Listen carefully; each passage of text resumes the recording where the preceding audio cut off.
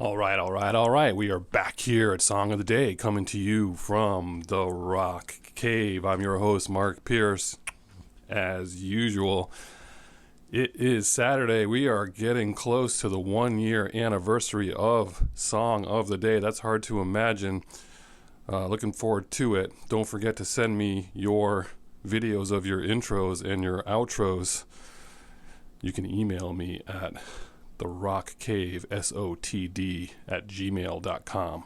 Or if you're friends with me on Facebook, send me a message. Send those videos in. I want to see them. We're going to make a montage if we get enough of them, which I think we will. I'm sure of it. So do your homework this weekend. For those of you who are concerned that I missed an anniversary, I know who you are. We do have another anniversary, and we are getting under the wire here because we are talking about the mighty Led Zeppelin, as opposed to the mighty Alice in Chains in my background. They have an anniversary. They had two this week. I told you they had two this week, and I think that means we've covered all Led Zeppelin albums that are not live or greatest hits. I may be wrong, but I think that, if I've been doing this a year, that should be right. But we'll double check, because I will post the title list of every episode as one of my postings for my 1 year anniversary. But today we're talking March 31st, 1976. It's the 45th anniversary of the album Presence.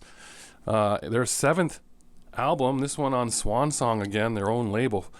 Now remember, they're following a massive Physical Graffiti tour.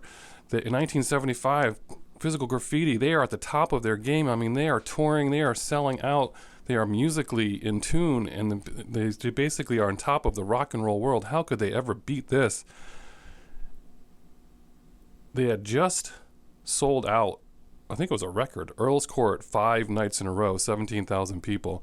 And then they were due for a concert, 2 concerts, I think, in San Francisco, 90,000 people, getting excited to see them. They're taking a quick little break. They go to the Greek island, to get away for the weekend or for a few days.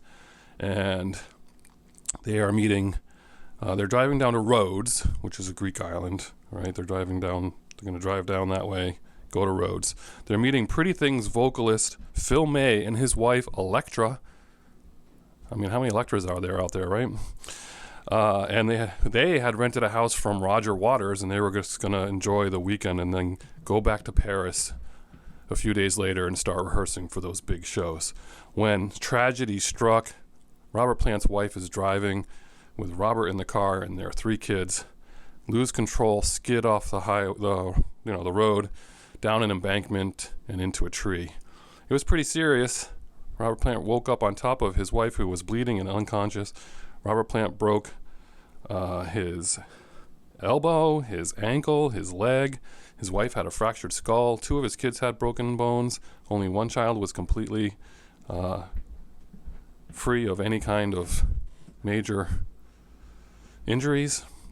Because of where they were, they couldn't really get help right away. They had some doctors there, but they were coordinating from England, and his wife had a rare blood type, so that was an issue. Their daughter could be the only one to donate blood to her. That took a long time.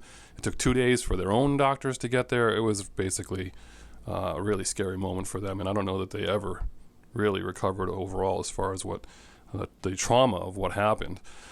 So they canceled tours, they canceled all this stuff, and eventually they say, well, let's get into the studio. This was a rushed recording session. The Rolling Stones were due to start recording Black and Blue in this studio soon, so they really turned this around very quickly.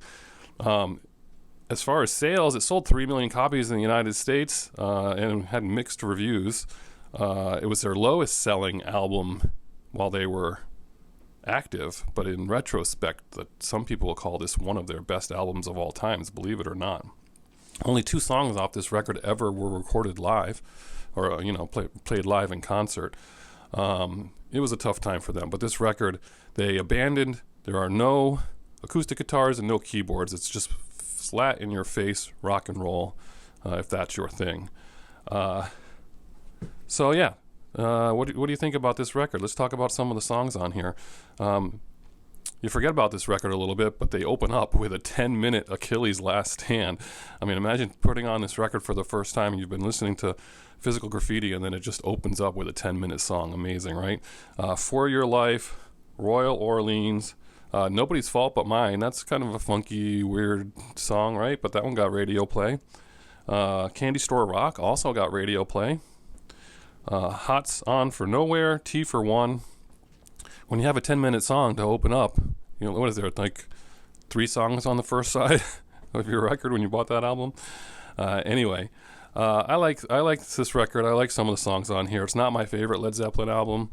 I've got a few ahead of it, but you know, it's a decent effort.